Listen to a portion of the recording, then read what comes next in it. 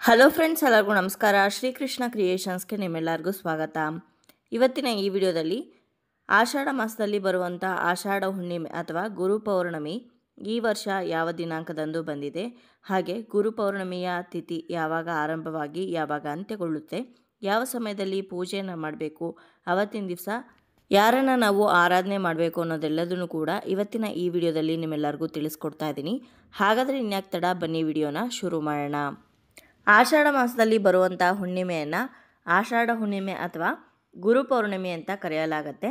ಈ ದಿನ ಗುರುಗಳ ಪೂಜೆಯನ್ನು ಮಾಡೋದು, ಆರಾಧನೆ ಮಾಡುವಂಥದ್ದು ಬಹಳನೇ ವಿಶೇಷ. ಹಾಗಾದರೆ ಈ ವರ್ಷ ಈ ಗುರು ಪೌರ್ಣಿಮೆ ಯಾವ ದಿನಾಂಕದಂದು ಬಂದಿದೆ, ಯಾವ ಸಮಯದಲ್ಲಿ ಪೂಜೆ ಮಾಡಬೇಕು ಅಂತ ಇವಾಗ ತಿಳ್ಕೊಳ್ಳೋಣ.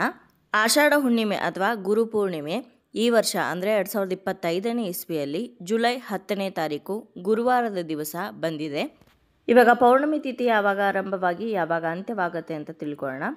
ಪೌರ್ಣಮಿ ತಿಥಿ ಆರಂಭವಾಗುವಂಥದ್ದು ಜುಲೈ 10ನೇ ತಾರೀಕು ಬೆಳಗಿನ ಜಾವ 1:36 ಆರಂಭವಾಗಿ ಜುಲೈ 11ನೇ ತಾರೀಕು ಶುಕ್ರವಾರದ ದಿನ ಬೆಳಗಿನ ಜಾವ 2:06 ಅಂತ್ಯವಾಗುತ್ತೆ. ಹೆಚ್ಚಿನ ಪ್ರಮಾಣದ ಹುಣ್ಣಿಮೆ ತಿಥಿ ಜುಲೈ 10ನೇ ತಾರೀಕು ಗುರುವಾರದ ದಿವಸ ಇರೋದ್ರಿಂದ ನಾವು ಅವತ್ತಿನ ದಿವಸನೇ ಗುರು ಪೂರ್ಣಿಮೆ ಅಥವಾ ಆಷಾಢ ಹುಣ್ಣಿಮೆಯ ಪೂಜೆಯನ್ನು ನೆರವೇರಿಸಬೇಕಾಗತ್ತೆ.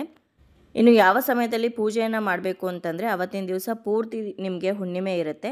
ಹಾಗಾಗಿ ಬೆಳಗಿನ ಜಾವ ಬ್ರಾಹ್ಮಿ ಮುಹೂರ್ತದಲ್ಲಾದರೂ ಪೂಜೆ ಮಾಡ್ಬೋದು, ಅಥವಾ ಸಂಜೆ ಗೋಧೂಳಿ ಸಮಯದಲ್ಲಾದರೂ ಪೂಜೆ ಮಾಡ್ಬೋದು, ಅಥವಾ ರಾಹುಕಾಲ ಬಿಟ್ಟು ಯಾವುದೇ ಸಮಯದಲ್ಲಿ ಕೂಡ ನೀವು ಪೂಜೆಯನ್ನು ಮಾಡ್ಬೋದಾಗಿದೆ. ಇನ್ನು ಗುರು ಪೂರ್ಣಿಮೆಯ ವಿಶೇಷವಾಗಿ ಗುರು ರಾಯರ ಪೂಜೆಯನ್ನು ಮಾಡುವಂಥದ್ದು, ಸಾಯಿಬಾಬಾನ ಪೂಜೆ ಮಾಡುವಂಥದ್ದು, ಈ ರೀತಿ ಗುರುಗಳನ್ನು ಆರಾಧನೆ ಮಾಡುವಂಥದ್ದು ಬಹಳನೇ ವಿಶೇಷ. ಅಷ್ಟೇ ಅಲ್ಲದೆ ಆಷಾಢ ಹುಣ್ಣಿಮೆ ಆಗಿರೋದ್ರಿಂದ ಲಕ್ಷ್ಮೀ ಪೂಜೆಯನ್ನು ಕೂಡ ನೀವು ಅವತ್ತಿನ ದಿವಸ ವಿಶೇಷವಾಗಿ ಮಾಡ್ಬೋದು. ಸರಳವಾಗಿ ಪ್ರತಿ ಹುಣ್ಣಿಮೆ ದಿವಸ ಯಾವ ರೀತಿ ನೀವು ಪೂಜೆಯನ್ನು ಮಾಡ್ಕೊಂಡು ಬಂದಿರ್ತೀರೋ ಅದೇ ರೀತಿ ಪೂಜೆಯನ್ನು ನೆರವೇರಿಸ್ಬೋದು. ನೋಡಿದ್ರಲ್ವ ಸ್ನೇಹಿತರೆ, ಇವತ್ತಿನ ಈ ವಿಡಿಯೋದಲ್ಲಿ ಗುರು ಪೌರ್ಣಿಮೆ ಈ ವರ್ಷ ಯಾವ ದಿನಾಂಕದಂದು ಬಂದಿದೆ, ಯಾವ ಸಮಯದಲ್ಲಿ ಪೂಜೆಯನ್ನು ಮಾಡಬೇಕು ಅನ್ನೋದನ್ನು ಸಂಪೂರ್ಣವಾಗಿ ತಿಳಿಸ್ಕೊಟ್ಟಿದ್ದೀನಿ. ಇವತ್ತಿನ ಈ ವಿಡಿಯೋ ನಿಮ್ಮೆಲ್ಲರಿಗೂ ಇಷ್ಟ ಆಗಿದೆ ಅಂತ ಭಾವಿಸ್ತೀನಿ. ಇಷ್ಟ ಆಗಿದ್ರೆ ಲೈಕ್ ಮಾಡಿ, ಬೇರೆಯವ್ರಿಗೂ ಕೂಡ ವಿಡಿಯೋನ ಶೇರ್ ಮಾಡಿ, ಹಾಗೆ ನಿಮ್ಮ ಅನಿಸಿಕೆ ಅಭಿಪ್ರಾಯವನ್ನು ಖಂಡಿತವಾಗ್ಲೂ ಕಮೆಂಟ್ ಮುಖಾಂತರ ಬರೆದು ತಿಳಿಸಿ. ಮತ್ತೊಂದು ಉಪಯುಕ್ತ ಪೂಜಾ ಮಾಹಿತಿಯೊಂದಿಗೆ ನಿಮ್ಮನ್ನ ಭೇಟಿ ಆಗ್ತೀನಿ.